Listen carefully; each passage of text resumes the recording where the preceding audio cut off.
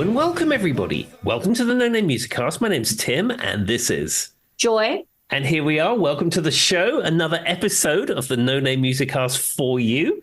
I think we're going to launch into a little bit of music news straight off the bat. And I think Joy has got something very special that she's incredibly excited about. Well, unless you've lived under a rock since our last episode, and Tim did mention this whole thing in our last episode, Oasis is touring again. And Oasis partnered with Vietip's favorite people on the planet, which is Ticketmaster. Yay, boo! So anyway, and now I do have a lot of friends from the UK because of Tim and some of the associations. So they're, I think, a little bit more dedicated to this. Though the joke I made last week was actually from a friend in the US. So it's making both, it's across the pond. With that being said, it is this concept called dynamic pricing. If you're in America, it's a little bit more common, I think. But basically, and I've seen it when I went to the Backstreet Boys concert, for example. When you come out of the concert venue, they raise the price on your Uber or your Lyft because it's busy, right? Mm-hmm. So it's basically supply and demand. They're going to raise the price during peak times or peak events. So there was people who were waiting in line to get Oasis tickets. And basically, they were asked to pay as much as 350 euros per ticket, when more around 200 euros, 187 to 200 was what was advertised. Mm-hmm. And they blamed it on this dynamic pricing. Now, are you familiar with dynamic pricing, or is this a foreign concept to you, Tip? I feel like you're probably familiar. No, absolutely. I'm familiar with it with regards to pricing, especially tickets on the secondary market. But dynamic pricing is becoming a thing in retail because at one time it was very difficult to change the prices on the fly of things. But with electronic shelf edge tags and scanning tills and all that kind of stuff, it's very easy to do. And one thing you find now is a lot of the shops in Vegas that they have in the hotels that sell concession items like potato chips and drinks and things like that don't have prices on them on the shelf because it changes throughout the day, which is terrible. You're already paying $5 for a can of drink, but you go at a certain time, you're going to find it 7 or 8, which is terrible. Well, and then, I know when I was still the HR manager at Kroger, which is a grocery store around here, they were, testing the idea of price tags that were electronic, Tim, and they could just change them in a flash. So you could be standing there, go to pick up your Cocoa Puffs, and it says 187. By the time you put it in your cart, you turn around and it says 189 or whatever. And I'm like, sounds terrible. And the thing is, in the US, you could probably get away with that, because as many people know, or many people don't know who are not live in the United States, the price you pay on the shelf is not the price you pay at the counter because they add sales tax. Yeah. So the fact if it went up a little bit, by the time you got to the counter, you probably wouldn't even notice because of all the shenanigans with the sales tax. I mean, yeah, that is true, especially if it was just a few cents. And but the idea was basically people were waiting in this queue to get the Oasis tickets. And while they're waiting, the price is just going up drastically as they're waiting. Now, people in the UK were very upset because this isn't a normal practice for them. And from what I understand is they're now being investigated for the dynamic pricing to see if it follows the European Commission's kind of, guidelines type situation, which doesn't surprise me. I don't know if it'll amount to much, but it does lead into misleading claims, kind of like what if they're advertising, because I would be very upset, Tim. I mean, if I had already said, okay, there's two of us, we're already going to pay $187 a person to go see such and such band. Mm-hmm. And me and my husband are sitting in line, or I'm just sitting in line, they're off working or something, I'm playing on my phone. I wait for 2 hours and I get up there and they tell me it went from 148 to 355. I would probably lose my mind after waiting in line for that many hours. Yeah, everything about Ticketmaster is terrible. It's preying on the current music market, where it used to be you'd sell albums and that's where you made all your money. Mm-hmm. And then the touring was done at a loss to promote the album sales. Now, because everybody we're all guilty of this, and we all did this, where we downloaded music for free on the internet, and it means there's no value in recorded works. So all of these artists are making their money out on tour, which means the prices are so incredibly expensive. But if you throw on top of that, like a middle person like Ticketmaster, who can manipulate those prices with fees and dynamic pricing and all this have a monopoly at this point of major bands. Yeah, it is It's terrible. There needs to be something else. Ticketmaster needs to be broken up, or there needs to be some kind of other consolidator who can sell tickets that's not Ticketmaster. Because, I mean, I bought tickets for a forthcoming trip I have, and they were completely separate events in completely different places and not even music, and they're all Ticketmaster. Yeah. It's basically become a monopoly. And, I wasn't sure if it was like an American phenomenon, but this is kind of confirmed. It's not just in America that they've kind of dominated. I know the Taylor Swift concert had so much controversy around the tickets, and Pink is getting ready to do a world tour, or she was doing a world tour. She got some hit back about this. So it's not a new phenomenon, but I'm hoping that stuff like this puts pressure on Ticketmaster and they change some of their ways, because it feels very. So here is what I struggle with, Tim, and maybe this is going to be a little preachy, but it feels very gatekeepy. It's like keeping artists from normal people or people who don't have the money to pay these prices. And it's just quite sad because music is universal. That's true. But also, I mean, you have to put this into context. That's true. Going to a concert of Oasis or Taylor Swift or whoever the act is a luxury. You don't have to go to it. I know. I understand that, Tim, but that doesn't mean that I don't want everybody to experience it. No, true. But also, you can go to local venues with local bands and unsigned artists in smaller venues and go and support them for next to nothing. And it will mean the world to go and support an artist that a much smaller artist. Taylor Swift does not need your money. I was going to say Oasis doesn't need your money, but I think one of them does because they're going through a divorce. But, the artists of that ilk typically are not the ones who need your money. The crews do. The crew get work. And all the local hands and the various techs that work those shows. Just the increase of business in the area, like restaurants and pubs. But I mean, the actual headline artist doesn't need your money. But, if you're going to go and if you're thinking of spending money on seeing some music and you can't afford those high £1 tickets, maybe think, well, I'll spend 1/20th of that. I will go to a local venue. I will see an unsigned band and go and support them. And you'll probably have a better time because they're right there. And you can have a chat to them afterwards. Thank you for coming to Tim's TED Talk. We'll do a continuation next week about why you should buy physical media. Yeah, that'll be next week. All right. Well, what else do you have to pitch in about Oasis, or what would you like to say about this phenomenon, Tim? Okay, well, I just have one music news item for you. Okay. This is something that came completely out the blue, and I was a little bit shocked about this, but I don't know. It's sad, but we hope it's going to be okay. So Queen guitarist Brian May, my guitar hero, he had a minor stroke. I saw that, Tim, and all I instantly thought was, does Tim know? But I didn't send it to you, so I assumed you already knew. Yeah, so he temporarily lost all control over his left arm, which as a right-handed guitar player is not what you want to get involved with. He went to the hospital. Funnily enough, he went to Frimley Park Hospital in Frimley, which was the hospital where I was born. So, Small world. Yeah, he was in good hands because I think he's moved to a place that's not far from that. So that's why it would be his local thing. Gotcha. He said that, the events of the stroke happened and he's now regained full use of his left arm. He said that he is not allowed to drive or fly or do any activity that raises his heart rate at the moment while he's recovering from this minor stroke. I mean, it is really sad. I mean, the fact is the guy's getting old. He's 77. And I mean, you don't really know many 77-year-olds who are out there playing like big world tours and stuff. It is, but you just like to think of him in some way. We've made so many jokes about all the things he's done. We put on a pedestal for so long that when stuff like this happens, it kind of brings it back down to earth. And sometimes it's kind of sad. You know what I mean, Tim? But we make so many jokes about how he's literally everything and anything he can be. Yeah, I mean, and the guy is so busy. I mean, he's saving animals. He's releasing music. He's touring. I mean, he's got so much stuff going on. I mean, and he's a doctor. I mean, not a doctor of medicine, but a doctor of science. Yeah. I mean, he has so many things to do and so much stuff that he's involved with. And then to have a health emergency like this that sort of makes him have to stay home for who knows how long. Mm-hmm. I don't know. It's rough. But again, he's 77 years old. I think of other 77-year-olds that I know, and they're not as spry as Brian May. No, I can't think of one 77-year-old who is as spry as Brian May, literally. Well, Sammy Hagar, maybe.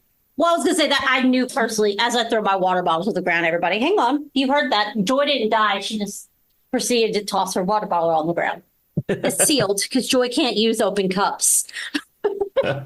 Charlie's literally made that joke so many times, Tim, because I always get like water bottles or like cups with lids now. And he's like, Joy just knows she needs sippy cups at this point. I fear that I'm just going to knock it over. Anyway, guys, so back to what I was going to say those. I don't know anyone in person who's 77. Now, there are some musicians and stuff probably who are as spry, but I don't know.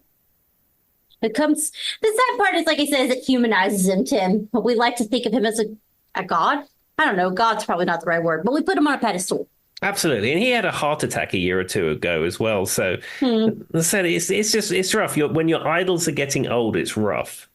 And then it also reminds I heard Tim may have got a senior citizen discount the other day. He doesn't have any of the details.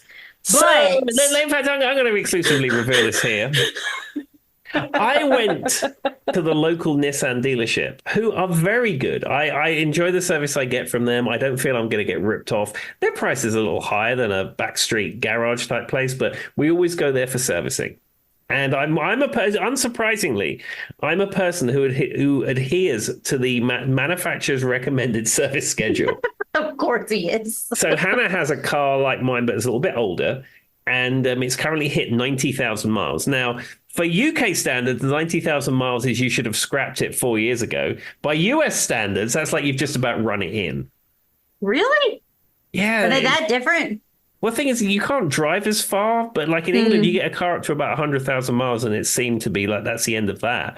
Whereas here, like most people leak 150, 160, 170 out of a car before you start getting big problems with it. At least. And then, like, even unless it's a Toyota, like every Toyota my husband's had, you know what I mean, Tim? You're going to get 250 out of them. Yeah, so, exactly. But anyhow, so Hannah's car's a little bit older, hit 90, and then there was a bunch of maintenance items to do. It was quite expensive.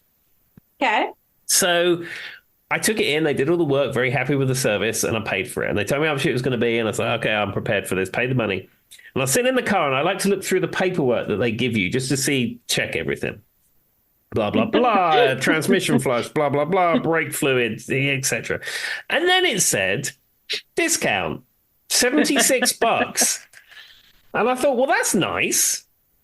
Discount, and then I look on it and it says senior discount.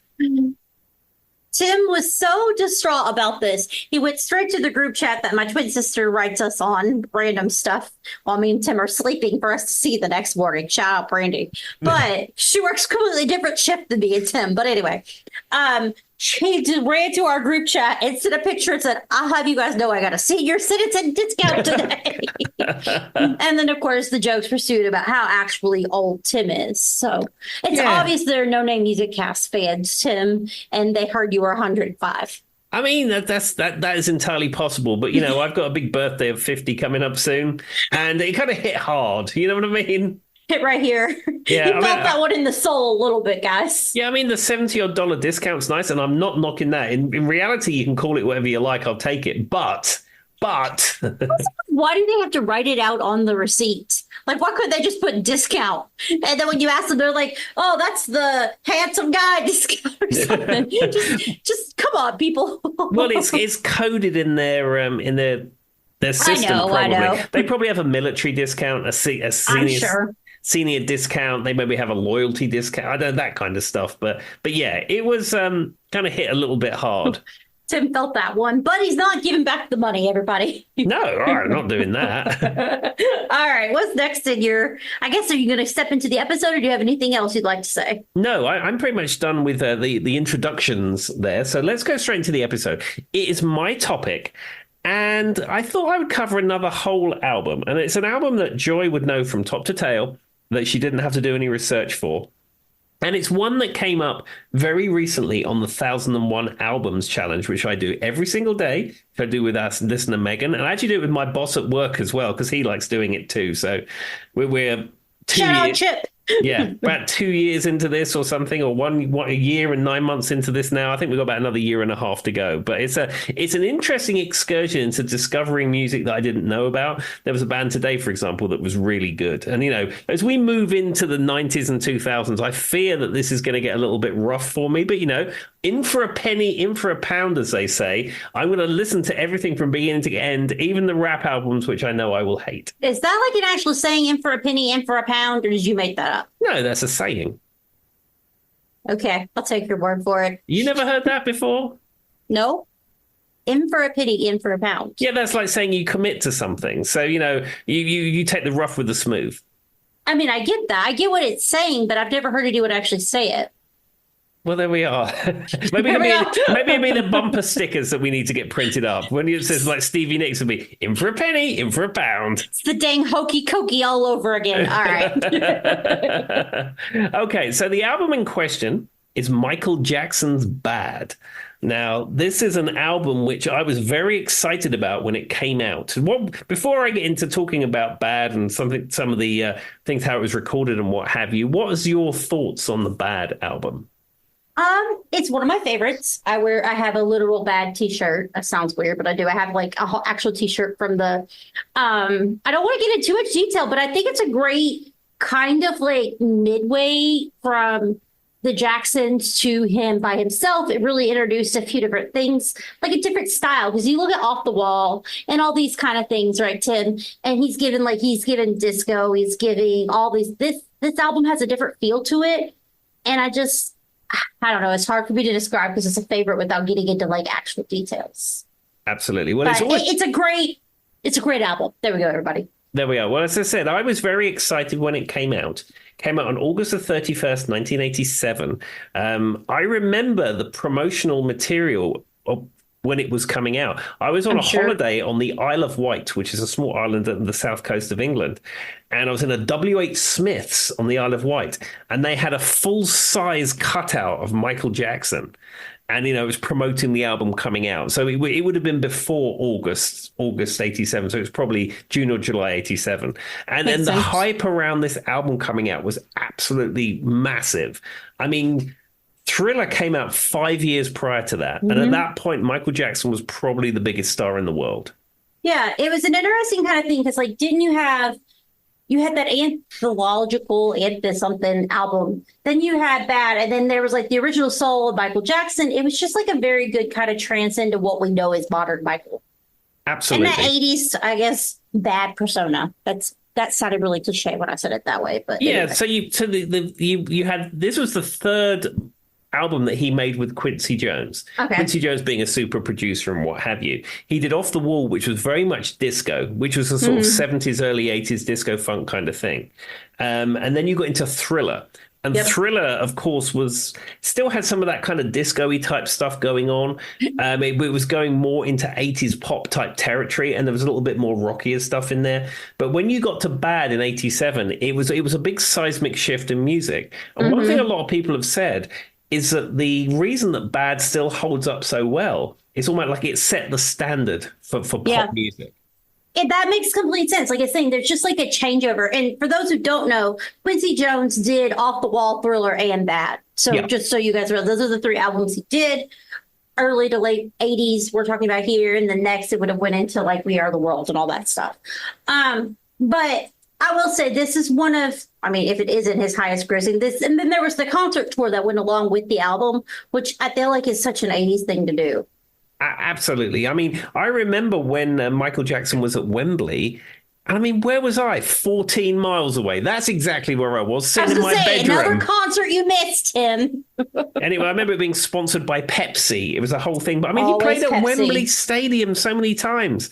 And I was 13 at the time. But I could have gone. What 13-year-old didn't like Michael Jackson? Absolutely. At the time, I was super into Michael Jackson. I had a Michael Jackson T-shirt. My uncle, who now lives in Australia, because as you know, all good O'Sullivans flee their home country. We don't stay where we were born. We flee. We go to the United States, Australia, Germany, wherever. We're not happy. We have to flee where we come from.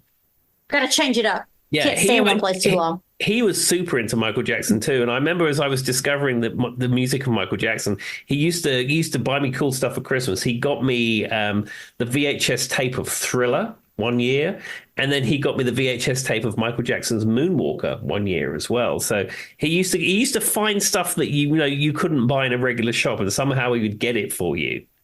Yeah.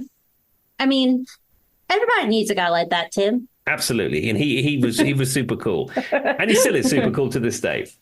But Yeah. anyhow, let's There get we back. go. Let's get back to the Bad album. So, as I said, it was released in August '87. Now, it was recorded between '85 and July '87, and it was mostly recorded at Michael Jackson's home studio. The demos were done at his home studio, and then the main studio was Westlake, which is in Los Angeles, California, on the Epic label. The bulk of the songs were written by Michael Jackson, though a couple of the songs had some outside writers, and I'm going to come into that as we go through this track by track.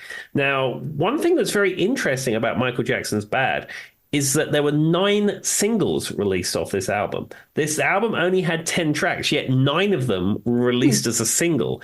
I mean, I think that just speaks to the strength and quality of the music on here. Oh yeah, I'm sure it does. That and actually, because Tim mentioned this to me last week, he goes, "I don't want you to do any research on it, but we are going to talk about this album." And I pulled it up just like throughout the week to remind us of everything that's on it. And there's not somebody like you said, 7 to 9 songs on this the average person would know. They would just know it, and that's kind of crazy because you don't get that from every album. It's like usually 2 or 3 at the max.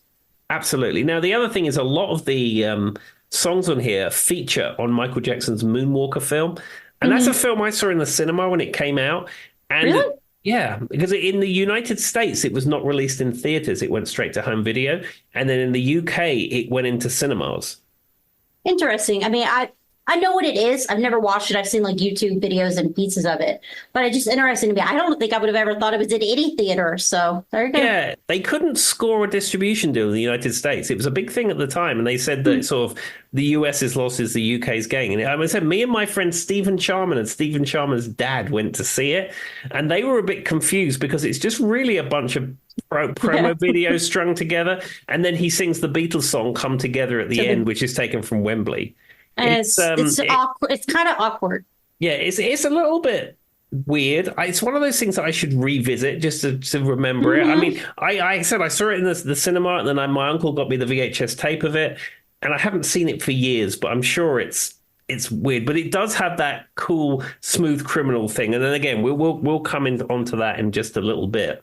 Poor Tim. My poor HD camera tonight does not want to focus on me, and Tim's just looking at a ball of FUDs, everybody. So if you hear Tim pause, it's not his fault. It's like my I've got to get a new one. My poor autofocus is just like every 5 seconds blur. Anyway, continue, Tim. I'm just giving him the heads up. He's like, I'm talking, but there's a blur in front of me. Well, I can tell you that Bad debuted at #1 on the Billboard Top Pop Albums chart, sold 2.25 million copies in its first week, and even in the UK, it sold 350,000 copies, and it was the best-selling album of 1987. And by the 90s, it was actually the best-selling album of all time behind Michael Jackson's Thriller.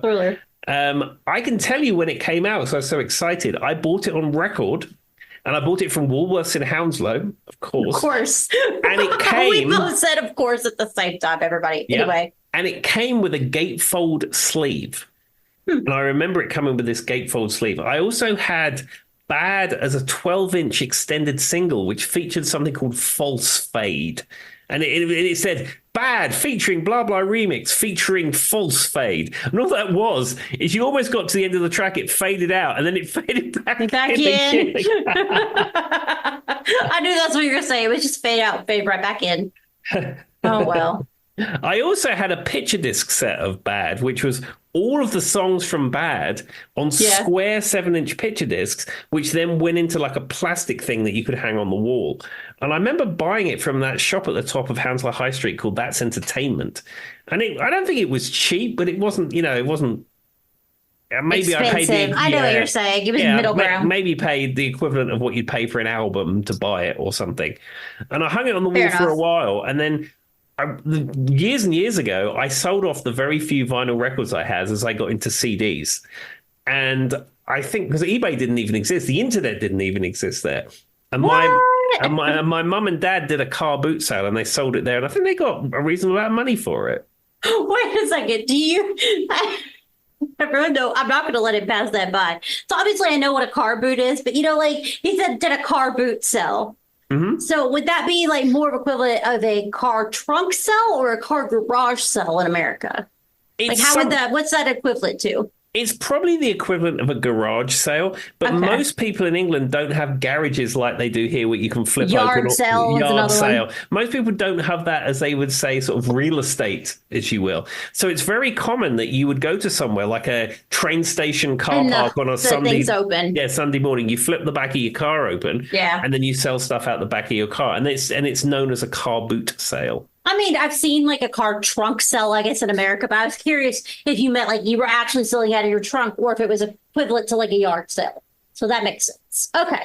I wasn't going to let that pass me by. I need clarification. There we go. Because that was the important thing of what Tim said.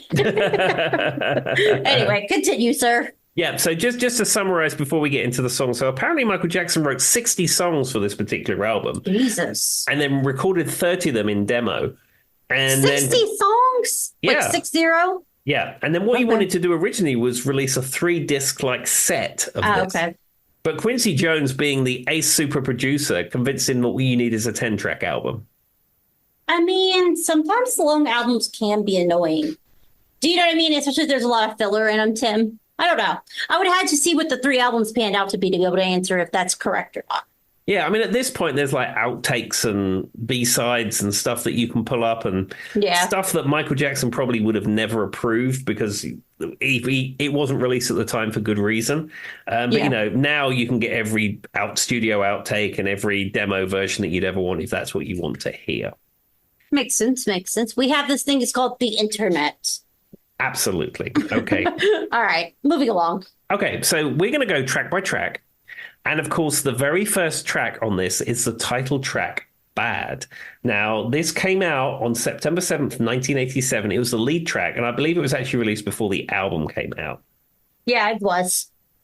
So the interesting thing about this track, and this is something I only found out whilst researching this episode, is originally Bad was supposed to be a duet with Prince.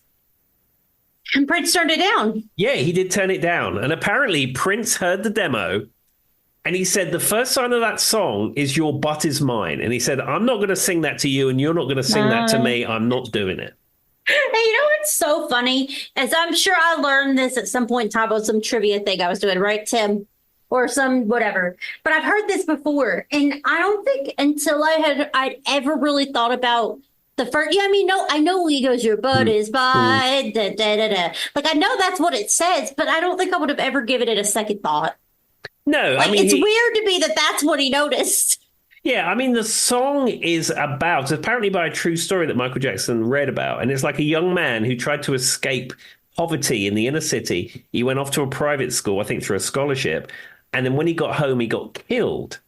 Yeah. And the song is telling that story. And by saying your butt is mine, it's like the people who are trying to attack this guy say, come here, dude, I've got you. I'm gonna hit you or whatever. Yeah. That's what it's saying. I know. It's just weird that that's what he picked up in the whole song. Because when I heard this fact, I was like, I've heard this song 1,000 times and not once has it registered with me. Like, that's exactly what he said. You know what I mean? Like, there's so much more of this song. That's what Prince picked up on. And he regretted it to this day that he didn't take this song. I guarantee you he did. Well, I don't know if Prince would, because Prince sent back another track called Wouldn't You Love to Love Me? And apparently Michael Jackson rejected it. So I don't, who knows what I don't know, Tim. When it comes to like music, who's on a higher, like, I feel like, I hate to say this, don't come from the internet because I love Prince, but I do think that Michael Jackson was the higher grosser here. Michael Jackson was the biggest pop star in the world at this point. Thank you. Okay. I can say it without getting attacked, right? Like, I'm just saying. No, it doesn't 100%. Mean that I don't think Prince underrated. As a cultural influence and as the biggest pop star in the world, he was the self-proclaimed king of pop, but he was the king of pop. He was. I mean, we all say it. I would say Prince is probably more talented all around when it comes to composition, musicianship, instruments he plays, production, all that stuff. Prince doesn't need a Quincy Jones. He does it himself.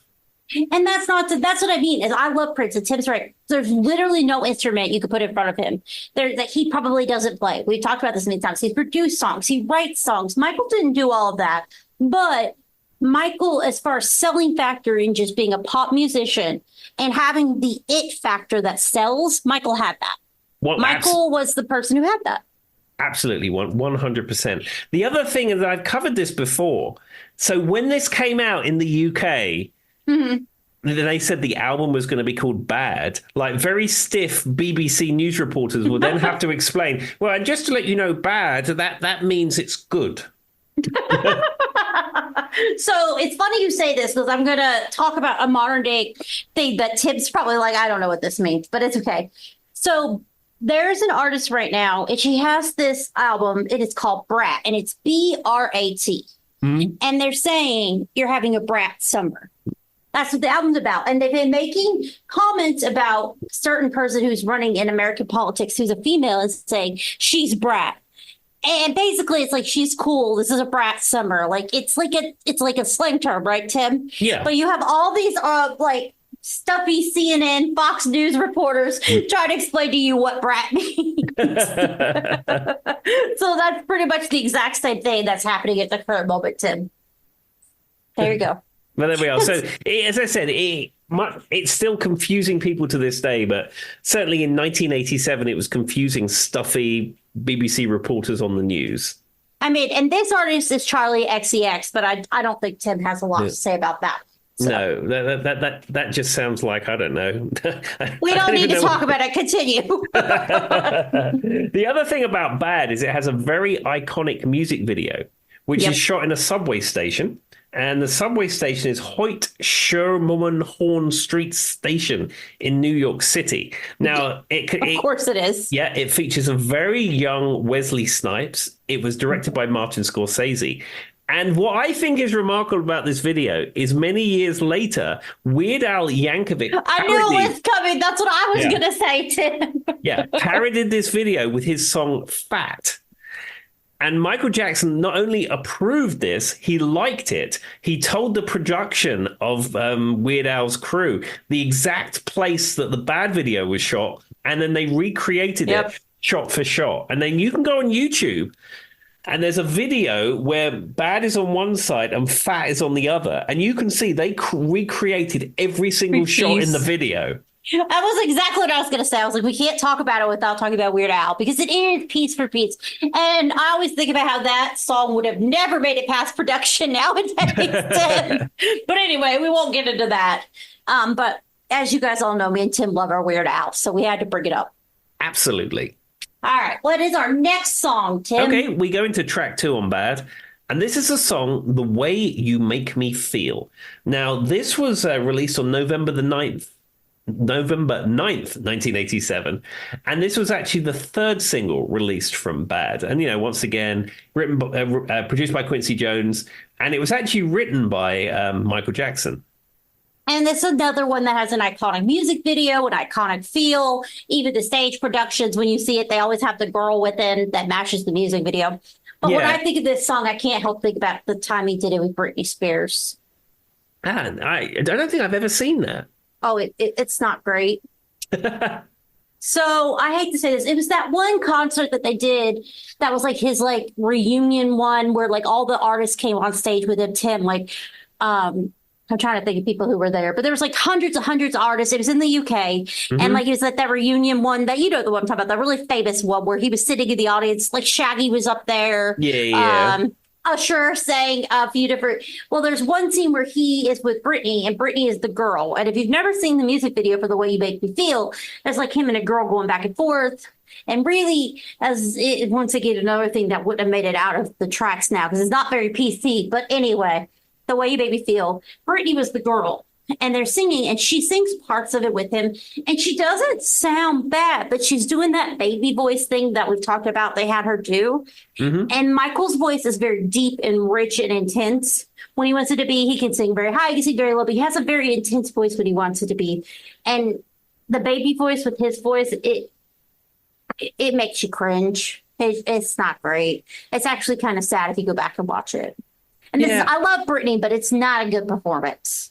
Yeah, I mean, I'm just used to seeing the video for this, where he's dancing with a model. The model's name is Tatiana Thompson. Hmm. Tim mentioned that once before, and I'm like, why do you know that? And he's like, it's a whole thing. But anyway, but I was like, and then there's horn arrangements on this one, right? Isn't there like a feature of horns or something? Like somebody plays the horns in the background of this one. Yeah, I mean, Quincy Jones gets the best people. And, Yeah. if you want the Tower of Power horn section for your song or whatever, Quincy Jones can make that happen. I mean, Bad has a famous Hammond solo on there by Jimmy Smith, Jimmy Smith being an iconic Hammond player. It's very, I mean, that's what happens when you work with Quincy Jones, you know? He knows everybody. Yeah, he was like, Quincy, can you get so-and-so? Yeah, he lives in LA. Let me give him a call. Anyway, though, this is one that I think is, I mean, I feel like every time he performs it, even if it's not the video, he still does something where he's walking at the girl and he grabs her arm and then they go back and forth. It just has an iconic feel, but I think that's what Michael did well. And I've talked about this with a lot of artists that I think make it in the pop world. And you might not agree with me on all of this, but we talked a little bit about Kiss. I think Cher's another good example. I think Britney Spears is a great example. Even some of the boy bands and Michael Jackson, they don't just become singers or they're not just musicians. They become the stage show that is this artist, right? Like they embody it in the way they look, the music videos, the stage shows, everything is to play this interesting part. And that is what I think sets really good pop stars apart. Yeah. Even if you don't like it, that is what they're doing versus what other artists do. And a lot of it is when they have that it factor, they can sell all of that very well. And what was interesting is I was watching somebody else talk, and Lady Gaga had talked about this, Tim. But I know you probably don't know this name, but her name's Chapel Rowan. She's kind of a modern day pop star that's kind of doing the same type thing as a Lady Gaga. Mm-hmm. And she talks about separating herself from that. Like she is her own self and Chapel Rowan is the person on stage. And I thought that was so interesting that they have to do that. But I think that's a great way of explaining how they're like selling a brand. Sure, 100%. And anyway, what I was getting at and the whole reason that matters, the way you make me feel, I think is like that iconic picture. And it's a great example of the brand selling that Michael did. Sure, well, 100%. As I said, he was the biggest star in the world at the time. He had, people behind him to put out this kind of iconic imagery, managers, etc. I mean, it was all Michael all the time. I can tell you, I lived through it. It takes a village, though, Tim. There's a lot of people who are working behind the scenes, too. Absolutely. All right. Well, let's move on to the next track. This is track 3 from Bad. This is the song Speed Demon.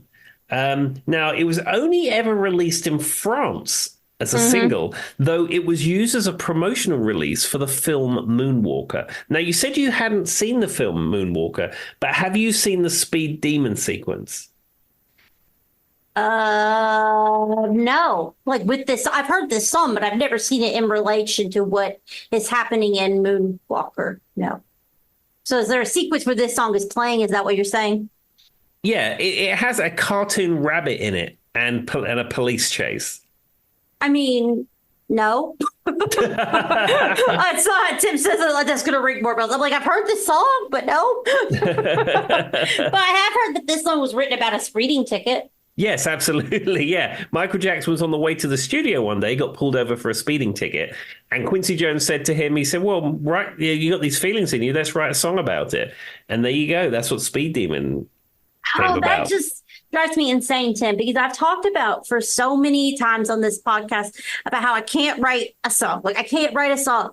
And like that you could take the most, like somebody like Michael could take the most simple experience, like getting a speeding ticket and write a song that's in a movie. Absolutely. It's a different kind of breed. I don't know how to explain it. Like writing music is just such a foreign concept in my brain, which makes no sense because like the rest of my brain lives in music. But the idea to make it, it's just like a whole different thing. And I swear that's why whenever people get upset, like, oh, they don't write their own music. A lot of people who are great singers, musicians, guitarists, Tim, can't write music. It's a different skill set. Yeah, I mean, Michael Jackson, is quoted as he co-wrote a lot as writing this song. He's the primary songwriter, but he didn't play any instruments. And if you've ever heard any of his demos, he just goes boop ba boo ba beep ba boo da doo boo boo, and then does it. And that's how he I gets know, and demos. I love it when you watch the This Is Us. If you've never seen the This Is Us movie or all the production behind it, my favorite part still to this day is the smooth criminal bit where they're trying to get him to the producer, and I can feel the frustration in everyone's hearts around Michael because bless his heart, anyway, he was like, they're like, okay, we need to know, like, so there was like an electronic clip where they did the classic smooth criminal scene where they like lay back, you know what I mean? They had the shoes and all that stuff. And then Michael was supposed to like bust through this thing. And they had to time it just right for when the music started, for the dancers to come out, everything to look good. And they were like, okay, Michael, we need to know when you're going to bust through it. And he goes, I'll just feel it when it comes. And they're like, no. We can't just feel this, Michael. And Tim's right. He was like singing the song to himself. And then he just busts out. And the producer and like the people who are doing like the actual stage directing are like, okay, I guess we'll do it on the third boop. The frick does that mean? I didn't say the bad word, but they might have been thinking the other word. I'm like, could you imagine, Tim? Because they also, it's Michael Jackson. Like, you can't be like, no, sir. Because, you want to be like, he knows, but it's also like, we really actually just need to know, are we doing this on the third count? Like, think about that. You know what I'm saying, Tim? That would be difficult for all the crew around him to No, absolutely, because you've got lighting, you've got pyros, you've got production, you've got all that stuff happening. And then he just says, well, I'll come in when I feel like it. Doesn't, you can't do that. His exact words is when the music feels right or something. And they're like, no, can you just count to 4 and pop it? But anyway, but what I was getting at is, if you've never seen that scene, I've never felt so much like, I don't know why, but that scene cracked me up in the show because I could feel the frustration through the screen. Anyway, all right, what's the next song, Tim? Okay, so the next one we have, this is the track Liberian Girl. This was released as a single on July the 3rd, 1989. I would probably say of the tracks on Thriller is probably the weakest of them all. Oh, yeah. All thing I remember about it is there's like an African chant in it or something. Yeah, it goes Nicka Penda Pia, Penda. Yeah, that's all I remember about this song. I can't tell you what other thing that happens to this song. I'm going to be honest. This one gets the skip for me when I'm listening to this album. Yeah, I mean, the people of Liberia apparently really love this song. Oh, well, if you love that. Now, the interesting thing, have you seen the video for Liberian Girl? I don't think so. It doesn't ring a bell. It's a whole load of celebrities on like a film set type thing. Okay. And it's a lot of people from the day. Paula Abdul's there, Quincy Jones is there, Jackie Collins, Rosanna Arquette, John Travolta, Olivia Newton-John, Dan Aykroyd, Lou Ferrigno, Weird Al's there. Quincy Jones just brought in all of his friends. Debbie Gibson, Corey Feldman before he started playing guitar. They're all there. And everyone's going, where's Michael? Wonder where Michael is. And then the track's playing in the background. And guess what? Turns out Michael was the cameraman. Whoa, wait, okay. I do know what okay, yes, Tim. Tim, I have seen this, but I didn't know it was to this song. I've seen what you're talking about, though. Okay, that makes more sense. You know what's funny, though? You said that, oh my gosh, I had something in my brain. It's gone. What were the last 3 celebrities that you named, Tim? Debbie Gibson, Corey Feldman. Corey Feldman. Have you seen anything about him recently? Yeah, I've seen him playing that guitar solo. We covered that a few episodes back. Okay. He's an interesting guy. That's all I'm gonna say. I mean, people can rag on Corey Feldman all they like. I'm playing the so-and-so Moose Lodge and he's supporting Limp Bizkit at a stadium or something. So, I mean, it's fine. It's not really his playing that I'm thinking. You don't know anything about the man's personal life. He's an interesting dude. I'll leave it at that. We'll talk about this off the air, Tim, but there's a lot to unpack with Corey Feldman if you go down that rabbit hole. All right, what's next? Okay. So the next track is a duet. And it was actually not written by Michael Jackson. It was written by Terry Britton and Graham Lyle, who are songwriters by trade. And this is the track Just Good Friends. And this is a duet with Stevie Wonder. Now, it seems to me to have a good, successful Michael Jackson album, you have to have a high profile celebrity guest to do a duet with. Of course, on Thriller, you have The Girl Is Mine with Paul McCartney. And now on Bad, you have a duet with Stevie Wonder. I mean, I think it's a pretty good song. I think like it's very synthesizer. It doesn't Stevie Wonder do like a synthesizer solo at one point. It was given the 80s feel for sure. Yeah, it has a contemporary Stevie Wonder feel about it. It sounds more like a Stevie Wonder track than it does a Michael Jackson track. That's a really good way of putting it. I think I associate this song more with Stevie Wonder than I do with Michael Jackson now that you said that. Yeah, I never really thought about it, but that makes sense. Yeah, he does do the synthesizer solo on there, and it was released as a single on August 31st, 1987. I think they made a video for it, but I can't say as I've seen it. I mean, I think it's a pretty cool track, but as I said, it reminds me more of a Stevie Wonder track than it does a Michael Jackson track. I would agree with that synopsis of it. If you've never heard it, Just Good Friends is a good song. I'd go Google it, but I wouldn't. It's one that comes up on my Spotify and I'll listen to it, but I'm not going to seek it out. It's a great way to describe it. All right. What's our next song, Tim? Okay.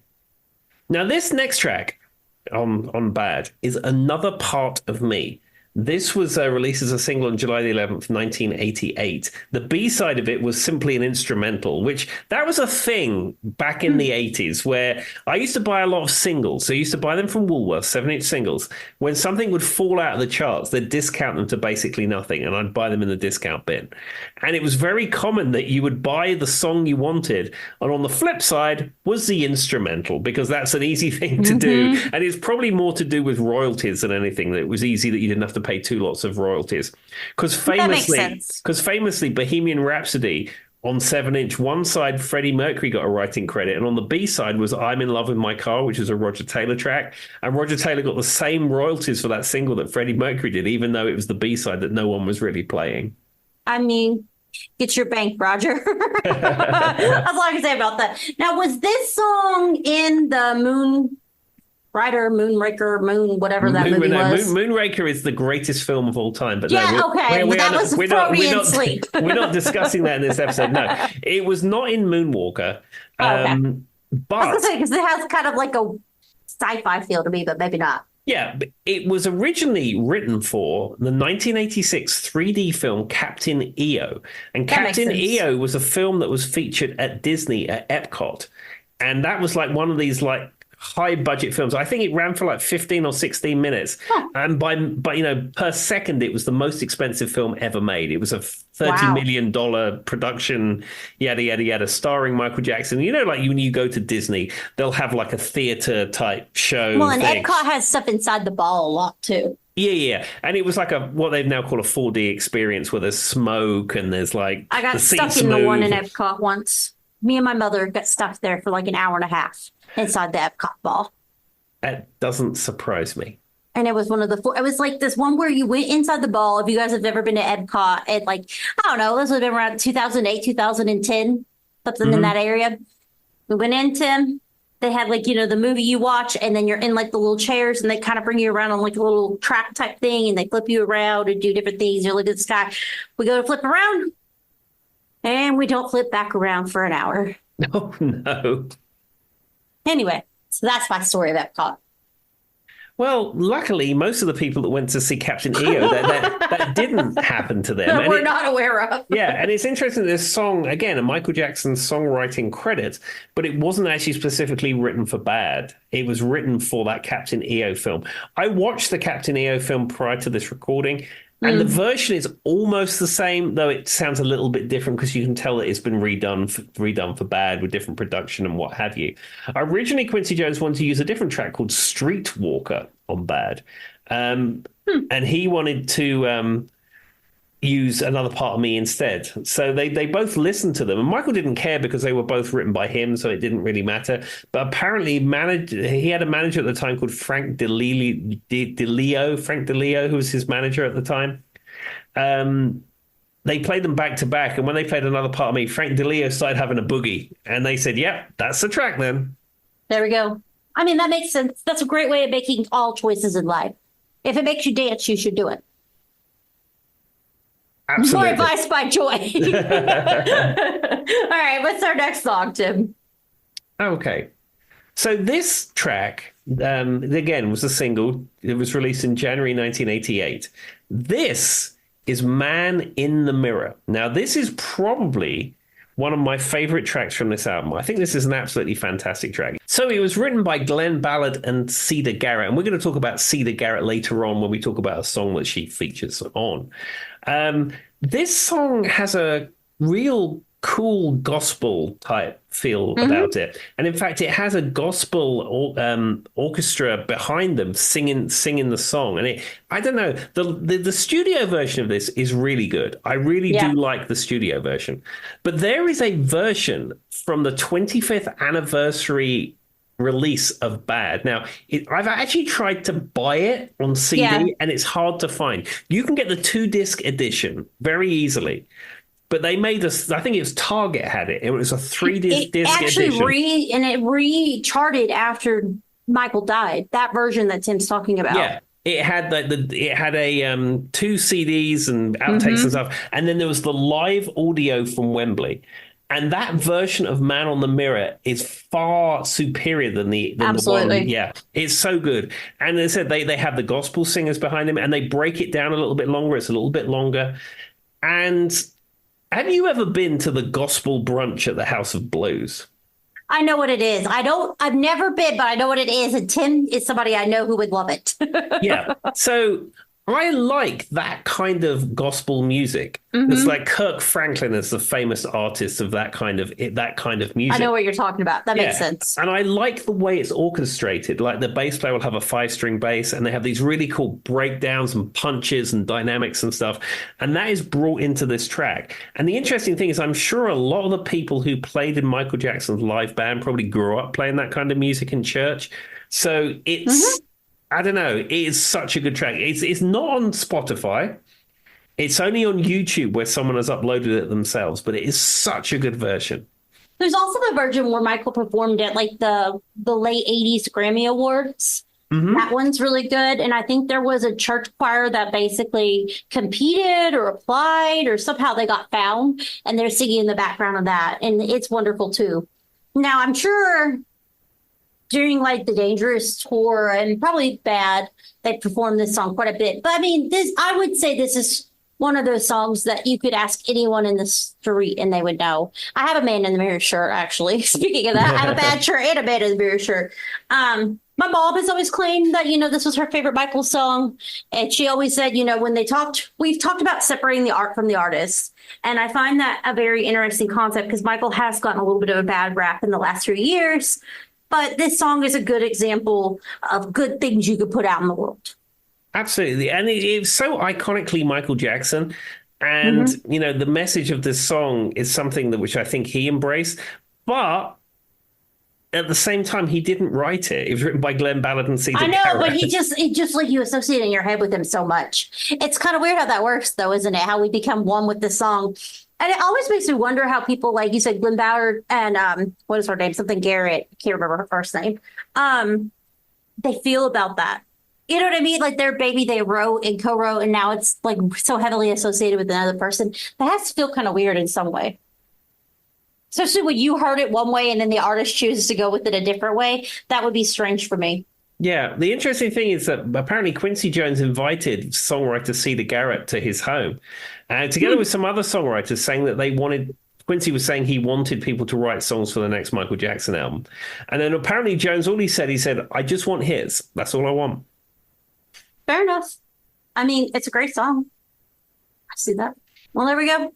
I would say Men in the Mirror. If you've not heard it, I would be shocked. But if you haven't, definitely go listen to it. Like, stop everything you're doing. Pull off the side of the road. Quit your job. Whatever you're doing right now. I'm kidding, guys. But go listen to it. Yeah, and listen to the Bad 25 live version from Wembley, which is on YouTube, because that's the best version. Also, I don't actually mean quit your job. Don't come for me if you do that. That was a joke. But if you're driving, don't don't try to find the song while driving. Pull up on the side of the road. There we are. That's my advice. All right, what's the next song before I get myself in more trouble, Tim? Okay, this is I Just Can't Stop Loving You. It was released on July 20th, 1987. This is a duet with Cedar Garrett. Cedar Garrett is who we just spoke about in Man in the Mirror. It's where she features as a songwriter, but in this she does a duet with Michael Jackson.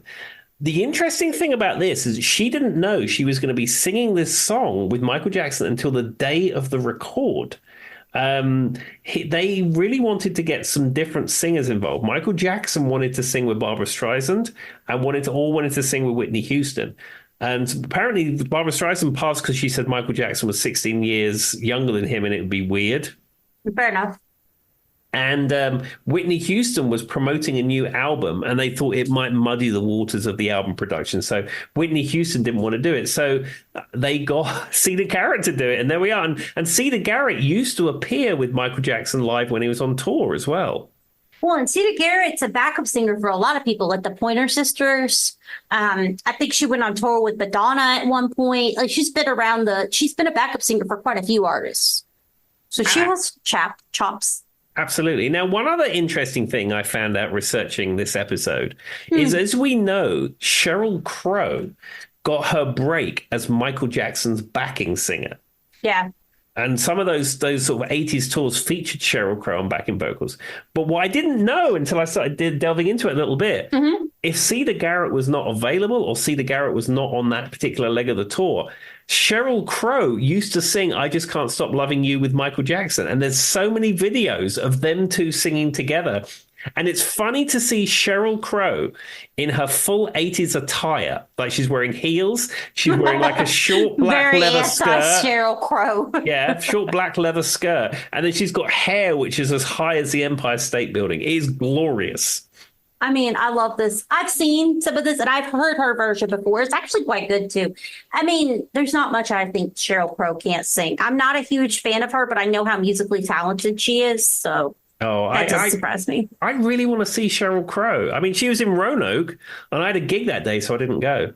Well, Tim, in 10 years, I don't want to hear about how you didn't go see Sheryl Crow when she was 15 minutes away from you, just like you didn't go see Michael and insert various other artists we've talked about on this podcast. This has come up quite a few times. No, I just can't stop loving you. I have a very distinct memory of this song, and it's probably one that's not going to shock anyone. So Glee did probably one or two Michael Jackson episodes. And one of the singers on there sang her version of I Just Can't Stop Loving You. And while I love Michael's version, Mercedes' version was absolutely gorgeous. And I actually, don't come for me because I'm a huge Michael fan, tend to listen to her version more. Sorry, guys. It's just true. But I love all of the Michael Jackson. I mean, there's so many songs that they could do. I think they did Michael and they did Michael 2.0 and they did everything from Smooth Criminal to I Just Can't Stop Loving You on Glee because he's Michael and it's pop music. Sure. But her version is probably the one that sticks out to me the most. And the irony is, you know, it's a female version. And it looks like, I would admit, I would find, and I don't know if there's two females singing on it. I can't remember. But I love that version. And I have to go back and look it up after this because I haven't heard it in a long time. But there you go, guys. And there's one thing that she says on one of the Michael episodes. She goes, they're talking about, she wants to be a musician or whatever because it's Glee. And they were like, she's like, I don't want to see Michael because they got her Michael Jackson ticket. She goes, I want to be Michael. I want to be the spectacle that is Michael. I thought that was a really good line. There you go, guys. That's how I made Michael Jackson into Glee about Michael Jackson. But it was a really good line. And yeah.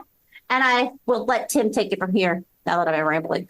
Okay, well, let's move on to the next track. So the next track on Bad is Dirty Diana.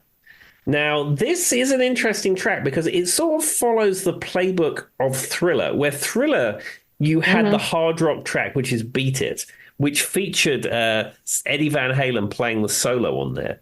Yep. On Dirty Diana, you have Steve Stevens, and Steve Stevens being famously Billy Idol's guitar player. And he is the one playing the guitar on there. And what's so interesting that I actually don't... I'm going to say this is probably my least favorite song on the album. Dirty Diana is. And I find that weird because a lot of people have such a good like tip say, it's giving like Beat It or even Billie Jean. It's got those kind of like the guitar parts and like the kind of hard Dirty Diana, yelling and stuff.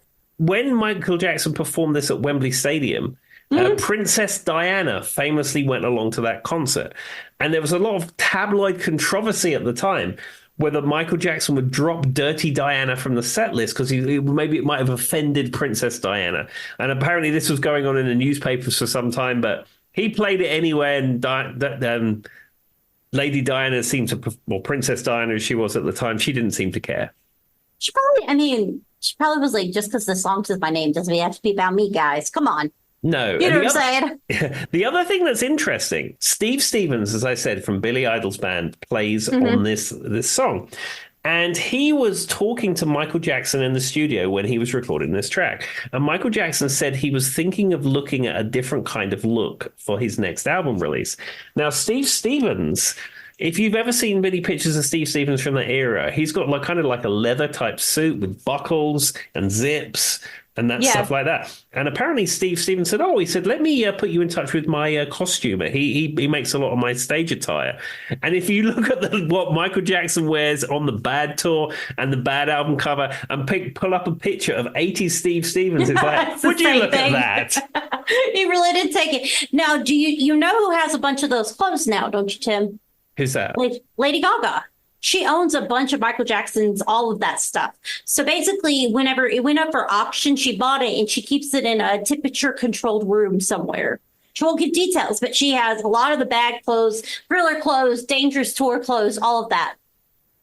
And she says she keeps it in pristine condition, everybody. Well, there we are, like almost like the Smithsonian. I would be curious to know where that is because that would be worth a lot. She talked about like the red jacket. I know she has the red jacket. She says she has the white glove from like the actual music videos and a few other pieces that she talks about. But mostly it was Bad, Dangerous, and Thriller that she got those album pieces or those tour pieces. Sure. If you've got the kind of money which she's earned, I mean, you can buy those artifacts if that's what you're into. Well, and I will say, whether you like her or not, she is a musician. So in some way, I have to feel like she would respect it. Now, one thing Tim didn't say about this album, and I just wanted to throw out there is this album has been credited with a lot of like influentials of other albums. And I don't know if you were going to say that, but specifically, I know like A Prayer by Madonna has been said that she credits like Bad and these kind of albums that changed the way pop music looked to make those kind of songs. Yeah, as we've said before, it's set the standard for 80s pop, which is why it really holds up to this day. Makes sense. I mean, Michael was Michael. Exactly. All right, well, let's move on to the penultimate track. Well, I say it's the penultimate track. If you had the cassette or the record version of this was the last track on the album. And this is Smooth Criminal. Famously, Annie, Are You Okay? Are You Okay, Annie? Covered by Alien Ant Farm. Yes. And the video for this was taken from the Moonwalker film where they're all dressed up as gangsters. And that is where the famous lean comes from. And, there was much discussion at the time how the lean was being done. Certainly in the pre-internet era, people didn't really understand how Michael Jackson and his dancers were appearing to defy gravity. There was some discussion that was the stage being tilted with the camera and things like that. And all it was is there was pegs that came out through the floor and their shoes clipped into them and then they leaned. I still have tried. Have you ever thought about that? Like now Tim's about to probably witness an actual injury. I'm using my standing desk, everyone, which is why I keep up on my desk so much. But even if I had pegs with holes in the floor, right, to hold me down, there is still no way I could do that, Tim. It doesn't, I don't care if they say that's the way it happened. It takes so much ability and craft to be able to hold your legs the way they did. That's true. But I mean, they're trained dancers. They train for that stuff. I mean, yeah, I know, but I want to be able to do things. But it just makes you, it's kind of interesting though. If you've ever just tried to hold your feet in place, it's just a weird concept. But that is what we were talking about earlier when I was talking about him jumping. Basically, they did that scene up on a big screen and then they jumped through. He was supposed to come out. I think maybe there was fake guns and things like that. Absolutely. Because they're smooth criminals, everybody. You didn't get that. Now, what's funny about this song, though, is I have very distinct memories of the Alien Ant Farm version because I like it. I do like the Alien Ant Farm. It really just depends on my mood because I listen to both versions. But I had a roommate and like my freshman year of college who I wouldn't say was into like all the music, and me and her didn't really see eye to eye at all. We kind of hated each other. Classic roommate situation, right? And I was listening to this version a lot.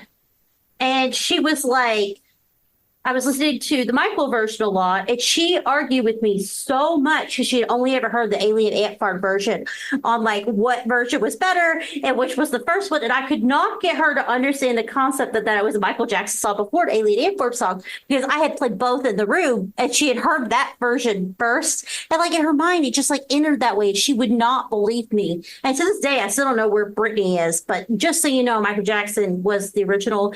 And while I like the Alien Ant Farm version, I would say Michael's was better. Yeah, and it has 744 million listens on Spotify. So and that's such a weird thing, but it was because she had never heard the song. Then I played the Alien Ant Farm version. Then I played the Michael version. She argued with me about which one was better, which I really don't think you can compare them. I think they're as like apples and oranges, to be honest, Tim. Yeah, I mean, my preference would probably be the Michael Jackson version.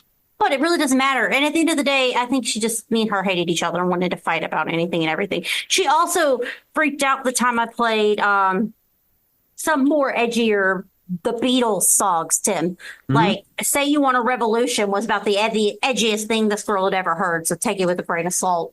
I don't know about you, but I don't find that exactly the most edgy music. So if she's listening, I still remember this. Anyway, well, is there anything you'd like to leave the people with about Michael Jackson or the world or whatever? Well, we have one more track. We haven't finished.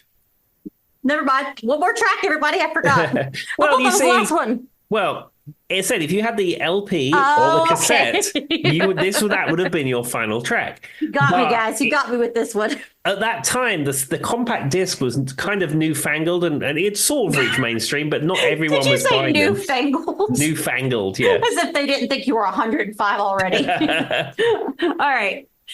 What's the song, Tim? I remember when I bought this, I said I bought it on Gatefold LP, and it didn't have the bonus track of Leave Me Alone on it. And I hadn't heard that track. But my friend at school's brother had the CD version, and it was recorded on a cassette for me so I could have it. And Leave Me Alone is an interesting track where Michael Jackson is sort of answering his critics, because at the time, the National Enquirer and the Sun newspaper in the UK were running all these stories about that he slept in a hyperbaric chamber and plastic surgery, and he lived with bubbles and all this sort of stuff. Yep. And the video for this is like a cartoon type thing or a montage type thing, and it shows all those various stories to the tune of Leave Me Alone. And from what I've heard is, I know what Tim's talking about. He's talking about like people laughing at him and things like that and dogging me and making fun of him and stuff. Yeah. But I've heard that he's never performed this song. Like he never performed it on tour ever. No, I mean, it wasn't. I don't believe this was a single. I don't think. Oh no, I would say it wouldn't. But I will say that I've heard it, but it was just for some reason it never made it to tours. It was more of just his, like Tim saying, him taking a moment to hit back at something that was really bothering him. Absolutely.